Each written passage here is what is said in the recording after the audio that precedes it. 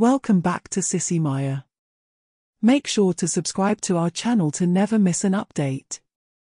Additionally, consider subscribing to my Patreon to get access to these features, and much more. Reid was preparing for work, applying makeup in the bathroom. As she reached for her lipstick, she noticed it was no longer in its usual spot but in the center of the drawer. She picked it up, applied it to her lips, and briefly wondered if her husband, Thomas, had been rummaging through her things. She dismissed the thought and focused on what task she would assign him today. Thomas had recently lost his job due to a plant closure and was struggling to find new employment. As a machinist, there were limited opportunities in town.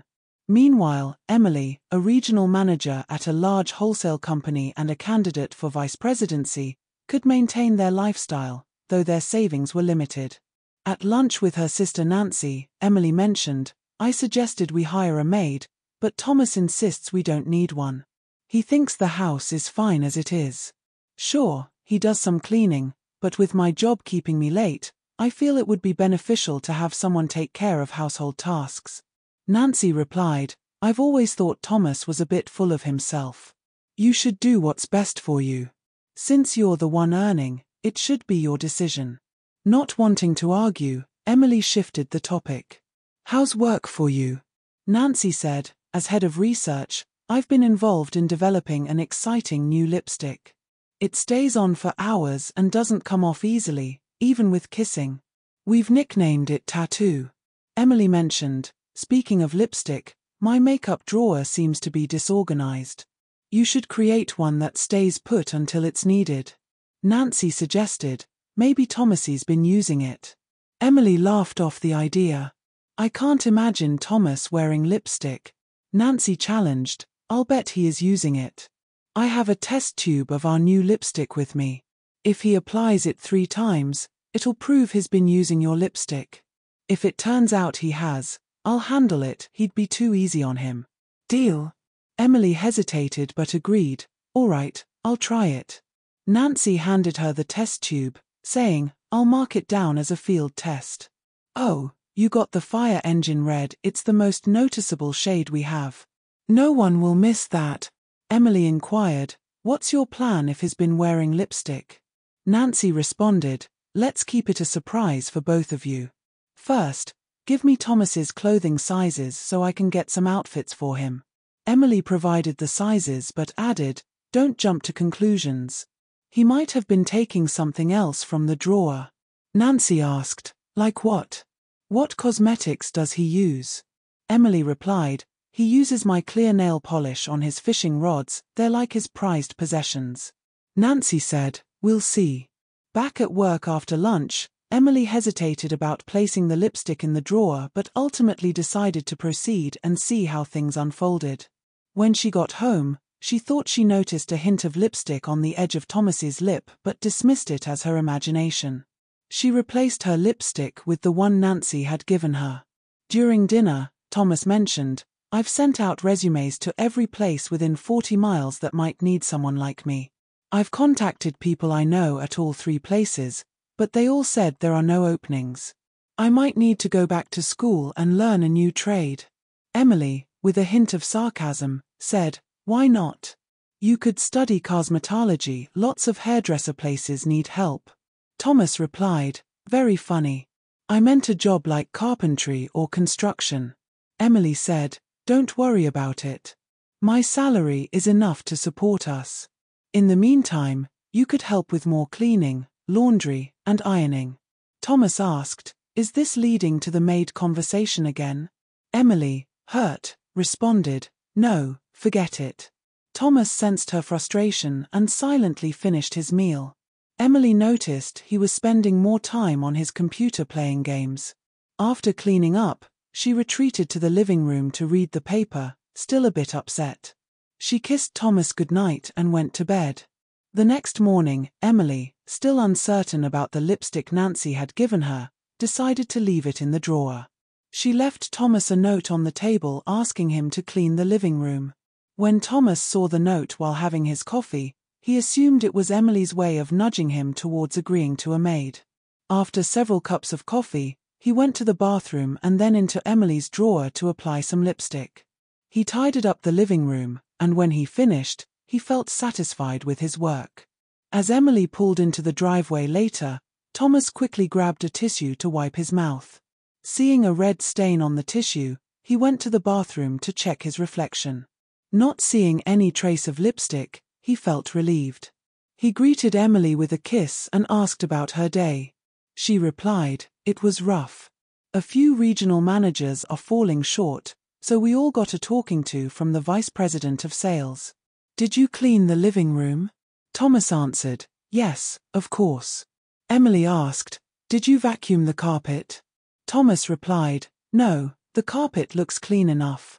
Emily said, "Cleaning a room includes the floor. Keep that in mind next time." She inspected the living room, finding it in good shape. Although Thomas might have missed the floor, she chose not to mention it.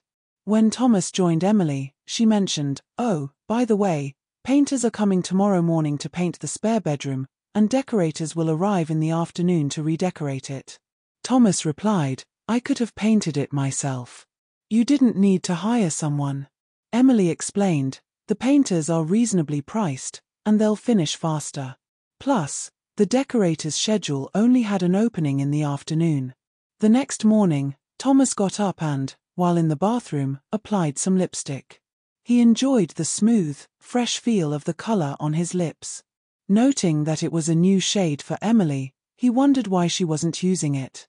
After making coffee and sitting at the table, he remembered the painters were due to arrive. It was only 7:30, and having been up for 45 minutes, he felt he had plenty of time to get dressed. A half-hour later, as he was dressing, the front doorbell rang. He quickly wiped his mouth with a tissue and answered the door. The painters arrived, and he showed them the spare bedroom. They set up their equipment and began working. Thomas, engrossed in his computer, lost track of time.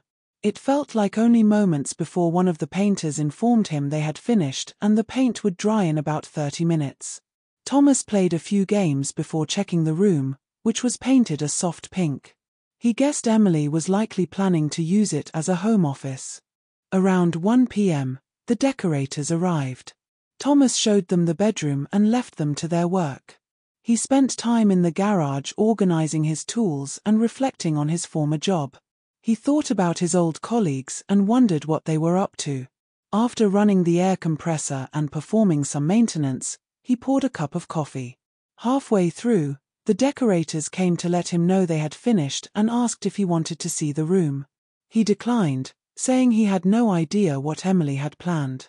When Emily came home, she was amazed by the transformation of the spare bedroom. Afterward, she joined Thomas for dinner. He had made breaded pork chops with milk gravy, a meal he had perfected. Emily complimented, "Dinner is excellent. Did you see the spare bedroom?" Thomas replied, "I looked at it after the painters finished but haven't been back since." Emily considered confronting Thomas about the lipstick but decided she might be overreacting. She chose instead to focus on the upcoming sales figures, hoping they would be positive. She was uncertain about her reaction if the figures were disappointing. The next morning, as she applied her lipstick, she thought about switching the tube with the one from the drawer but decided against it.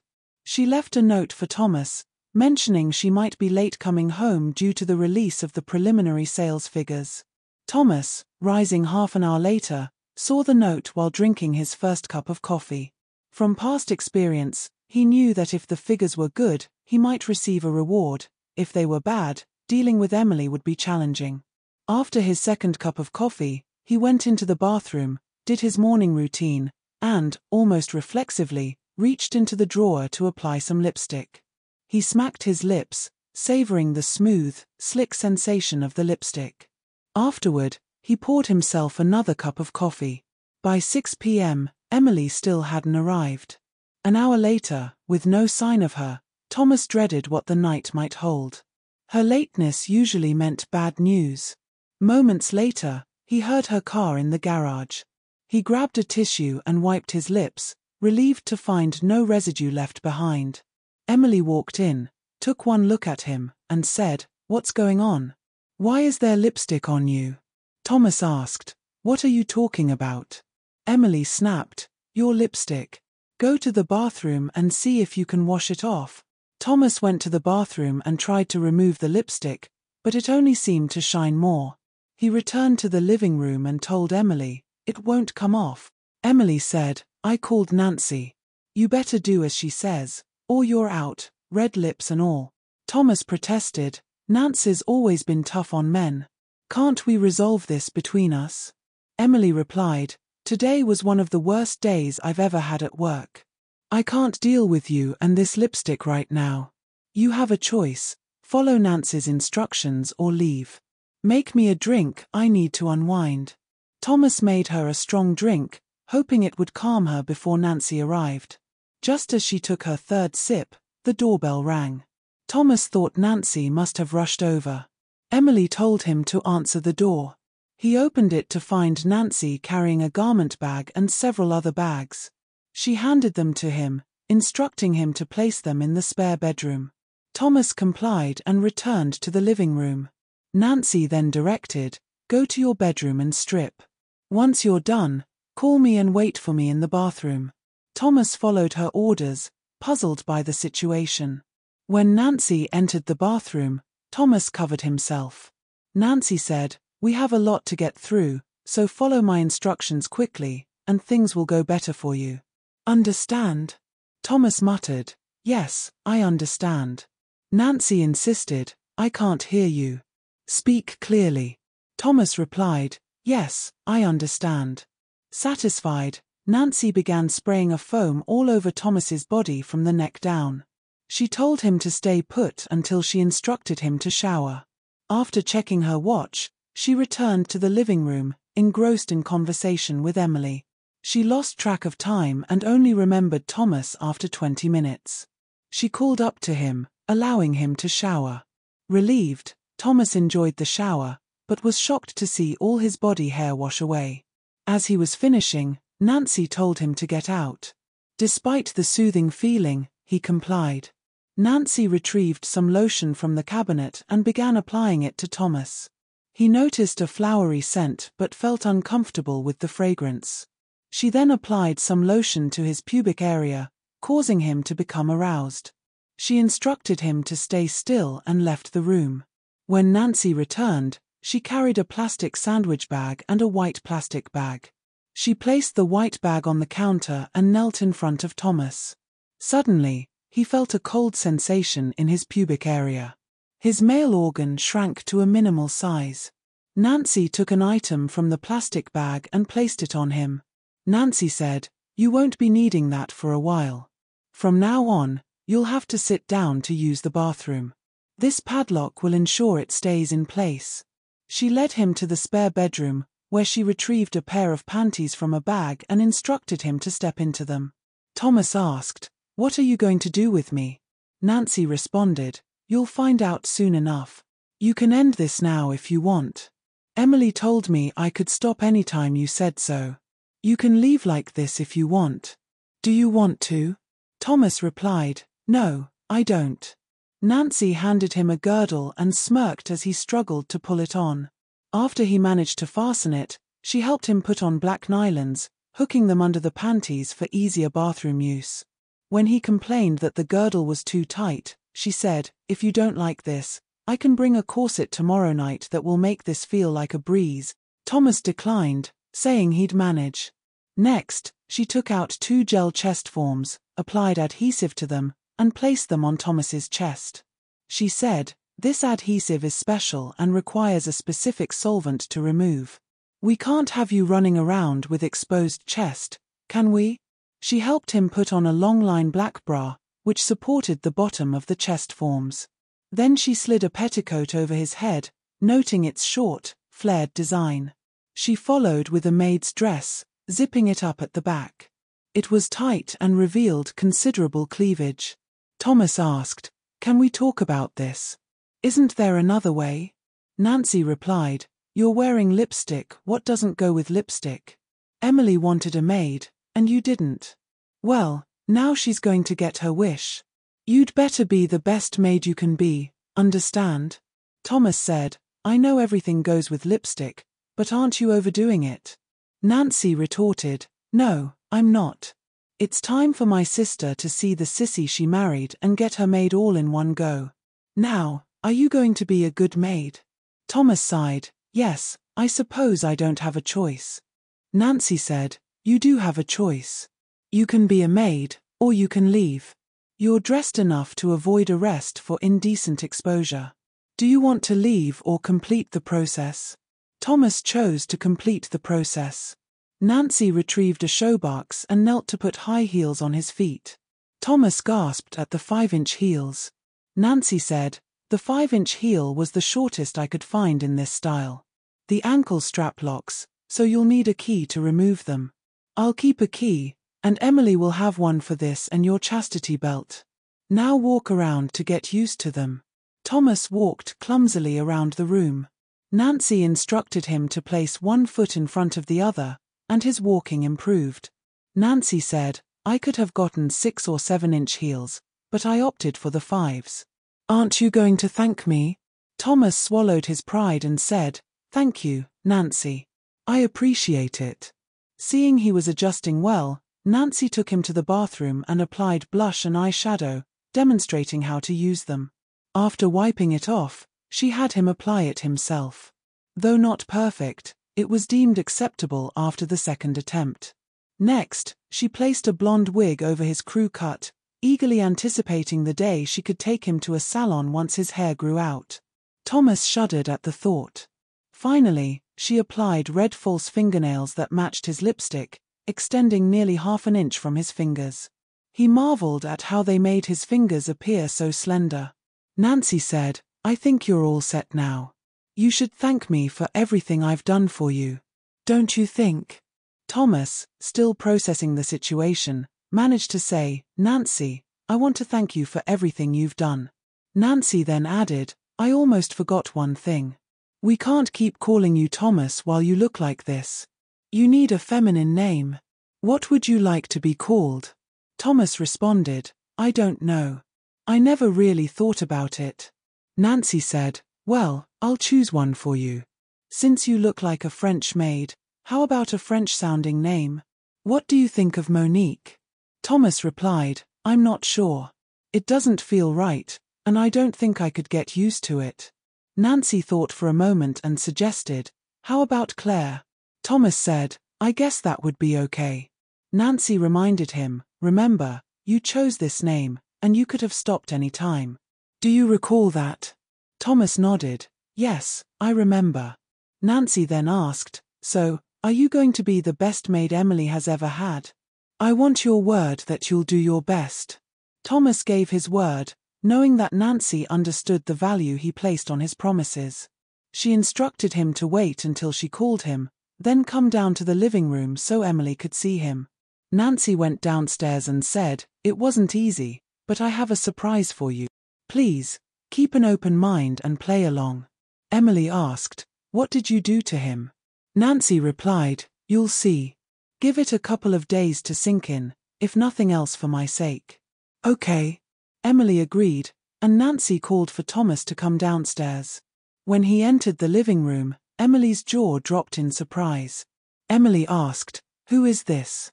Nancy answered, this is Claire, your new maid. Emily said, well, isn't that convenient? Thomas leaves, and my new maid arrives. I think I'm going to enjoy this. Claire, get me a drink. Thomas started to turn to fetch the drink, but Nancy stopped him and told him to curtsy to Emily. He turned back and performed a small curtsy.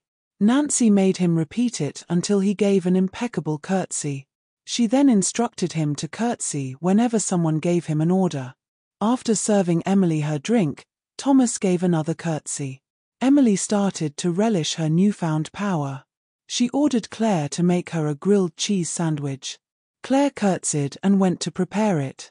When he returned with the sandwich, Emily quickly ate it, having been quite hungry. She handed the plate back and told him to clean up the mess. A minute later, he was back in the living room. Emily asked, did you clean up the mess like I told you? Claire answered, yes, I put the frying pan, knife, and plate in the dishwasher. Emily said, I told you to clean up the mess, not just put it in the dishwasher. From now on, you'll hand wash all the dishes and wear an apron. We don't want you to get spots on your pretty uniform, do we? Claire replied, okay, I'll go wash the dishes. He curtsied and left. While he was gone, Nancy gave Emily the 2 keys and explained their purposes. She also shared some tips on how to train her new maid effectively. Emily felt much better than when she had arrived home and enjoyed her newfound sense of control. After some small talk, Nancy left. Claire finished washing the dishes, removed his apron, and returned to the living room. He asked Emily if there was anything else, and she said it was time for bed. In the bedroom, Emily had him help her undress and lay out her clothes for the next day. She then told him to wash off his makeup. He went to the bathroom, removed the eyeshadow and blush, but struggled to wash off the lipstick. He returned to the bedroom, and Emily took his keys from him. She said, "You won't need these until you go grocery shopping. I'm locking your male clothes in the closet so you won't be tempted to retrieve them." She placed all his clothes in the closet and secured it with a lock. "Now, a maid doesn't sleep with the mistress, so let's head to your new bedroom," she continued. They walked to the bedroom, and upon arrival, Emily said, "What a lovely room. Look at the bedspread with its lace trim. It's such a pretty pink.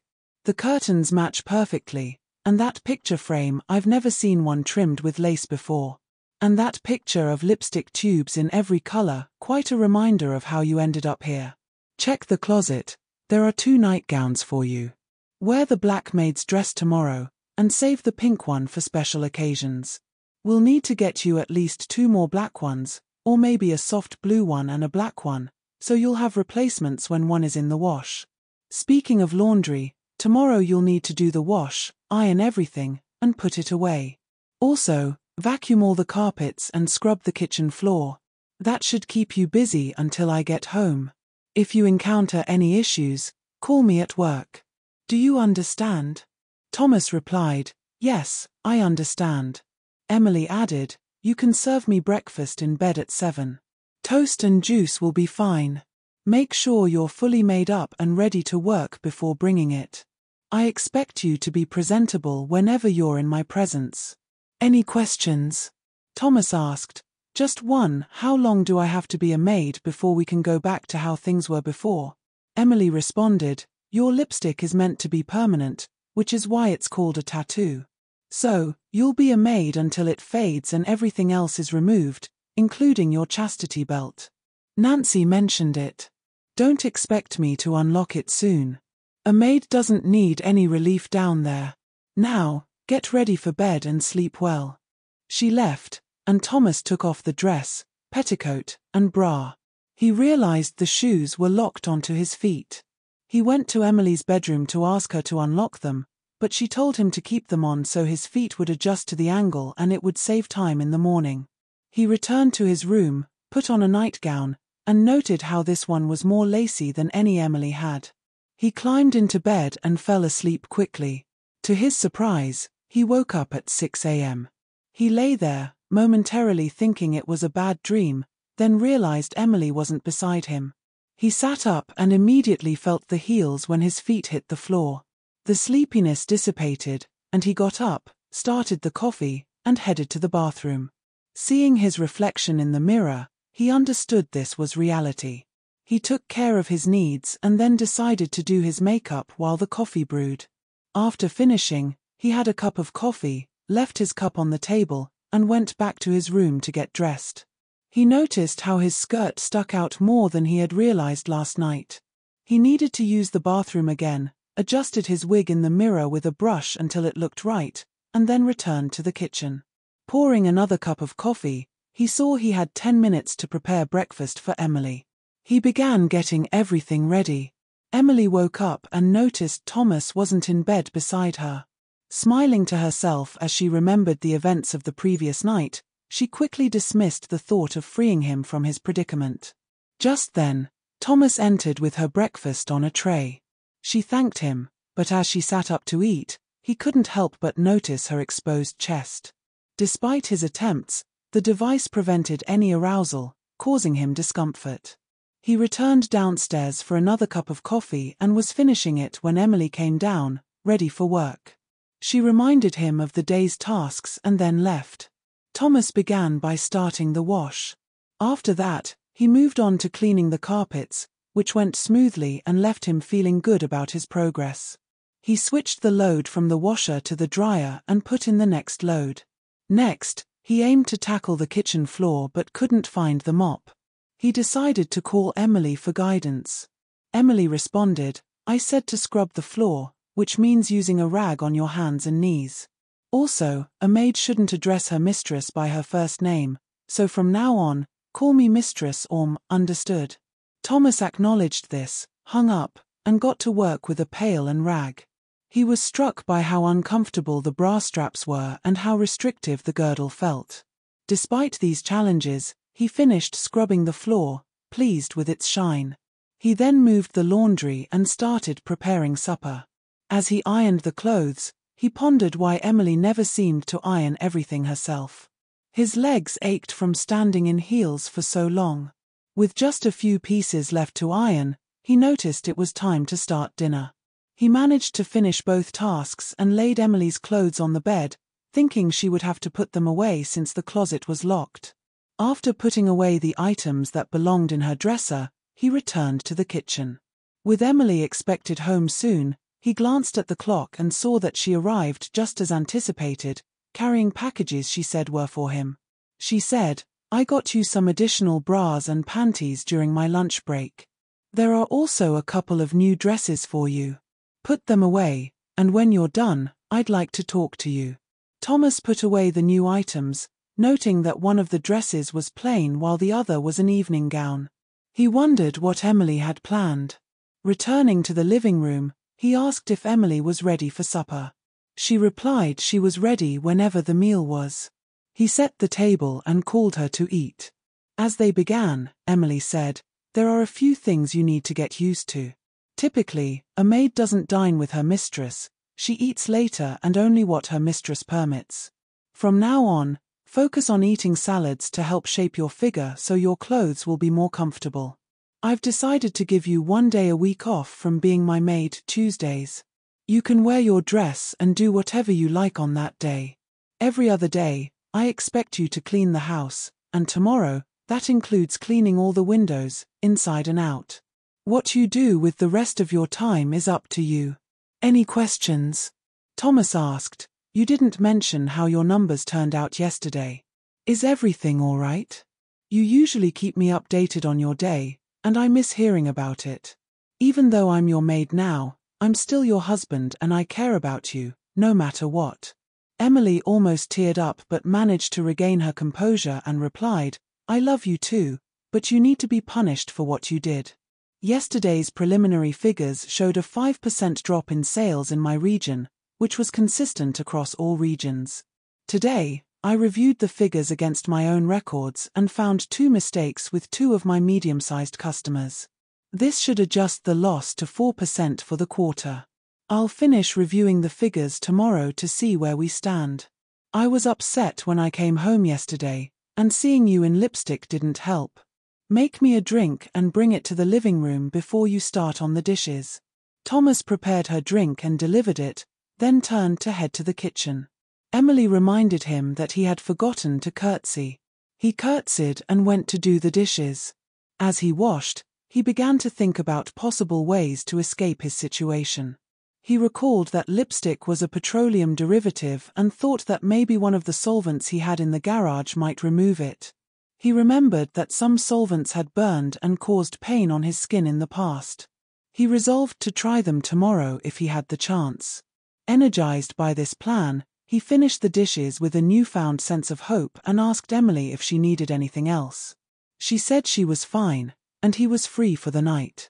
Feeling tired, he went to bed but couldn't stop reflecting on his accomplishments for the day. Proud of what he had achieved, he later returned to ask Emily if she would unlock his shoes. She agreed and also instructed him to take a shower using the lotion Nancy had applied. Afterward, he smelled like a bouquet of flowers but didn't mind, the lotion felt pleasant. The next morning, Thomas woke up before 6. He followed his usual routine and applied a bit of the flowery lotion. He brewed coffee in the kitchen and, while it was brewing, found the window washing liquid under the sink. Feeling optimistic about the day, he began preparing Emily's breakfast at 6:50, even though she hadn't mentioned it. At 7, he brought it to her bedroom. She was awake and said, "What a wonderful surprise." "Thank you. And you smell so nice." "Very good, I'm proud of you." Thomas blushed and replied, "I think today is going to be a very good day." He curtsied and left the room. Back in the kitchen, he enjoyed his second cup of coffee and felt like himself again, even in his current attire. He savored his third cup before starting on the windows. The inside windows were easy and by 9:15, he was working on the outside ones.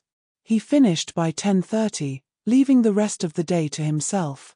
He went into the garage and grabbed 3 containers of different solvents, then took them to the bathroom. Using a cotton swab, he tried the first solvent. The taste was awful, and despite vigorous rubbing, it didn't touch the color. The second solvent yielded the same result. He eyed the third container, which was from a new German machine he had helped set up and fine-tune. Despite his skepticism, he decided to give it a try. He applied the solvent with the swab and checked the mirror. To his surprise, some of the color seemed to be fading. Encouraged, he continued applying the solvent. After about an hour of intense scrubbing, the color was completely gone, and his fingernails were clean as well. He exclaimed, "I always thought that German stuff was overrated, but this solvent is a miracle. It's worth its weight in gold. I wish I'd tried it on that machine earlier." He then went to the garage, retrieved his lockpick set from his toolbox, and reminisced about unlocking doors for secretaries who frequently forgot their keys. He smiled at the memory of picking locks for their computers, sometimes suspecting they left their keys on purpose just to see him. He went to his bedroom and quickly picked the lock on his shoes, which were surprisingly simple. He removed his dress, petticoat, and managed to get the bra off after some effort. He then stripped off the girdle, panties, and nylons, laying everything neatly on the bed. Standing there in just the chastity belt, he took a deep breath, enjoying the feeling of being free from those clothes. However, he struggled with the belt's lock, which refused to budge. After 5 frustrating minutes, he abandoned the lockpicks and headed for the garage. In the garage, he used his air die grinder to cut through the padlock in 20 seconds. He discarded the broken lock, thinking Nancy would need a new one if she wanted to use it again. He returned to the house, grabbed the lockpicks, and headed for the main bedroom. He knelt and swiftly picked the lock on the closet door. Once inside, he quickly dressed in his own clothes. Checking the clock, he saw it was only 3 p.m. He settled in the living room and turned on the TV, watching a track and field event on ESPN until 4:30. He then looked for something special to prepare for supper but found nothing extraordinary, so he decided to make shish kebabs for the grill. They would be ready in no time after Emily got home. He finished his coffee while waiting for her, and when he heard the car pull into the garage, he noted she was 15 minutes early, hoping it wasn't a bad sign. She entered the house, took one look at him, and said, "Well, my loving husband has returned. I'm glad to see you." She then gave him a big kiss. Recovering, he said, "I've got some kebabs ready to throw on the grill. They'll be done in a jiffy." Emily replied, "Leave them for tomorrow night. Tonight, we're going out to eat, my treat." Thomas agreed, and soon they were seated in their favorite supper club. He asked her how her day had gone. Emily said, "It couldn't have gone any better. When they compiled the preliminary figures, they forgot to include 2 of my biggest accounts. With those accounts, my region's performance jumped to a plus 5% for the quarter. And adding in the sales from the 2-year and older inventory brought it up to 6%. It's been my best day at work since I started there. Even Mr. Harris, the company president, called to congratulate me. But enough about me. I can see you had a big day, too. Tell me all about it." Thomas shared the details of his day, laughing as he described how the German solvent worked wonders, removing the chest forms as effortlessly as cutting through hot butter. He felt genuinely good recounting the day's events to Emily.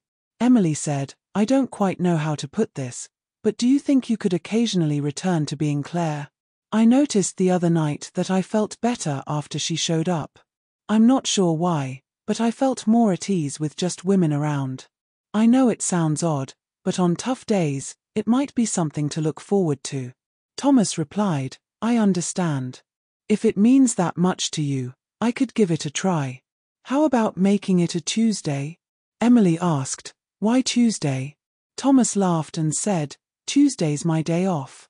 I'll get to wear that evening dress you got for me."